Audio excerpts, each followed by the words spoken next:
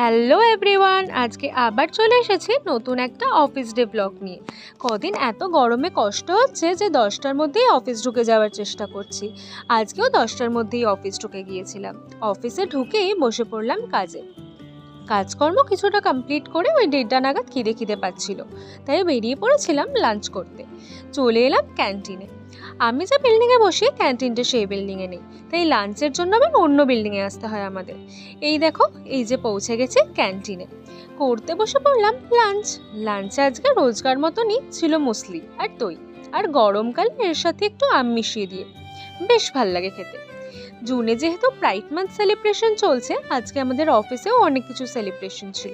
Pride mart ছিল, আর তাছাড়াও অনেক কিছু খাবারের স্টলও বসিয়েছিল, যেগুলো রোজকার থাকে না। তার মধ্যে এটা ছিল একটা, এই বেকারি স্টলটা। লাঞ্চ করে চলে এলাম দেখতে যে কি আছে।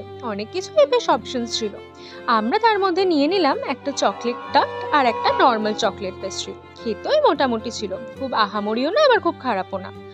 তারপরে 4টে করে দেখি বিশাল মেঘ করেছে, আর ওয়েদারটাও দারুণ। তাই একটু নিচে নামলাম হাঁটতে, আর দেখো কিরকম হাওয়া দিচ্ছে।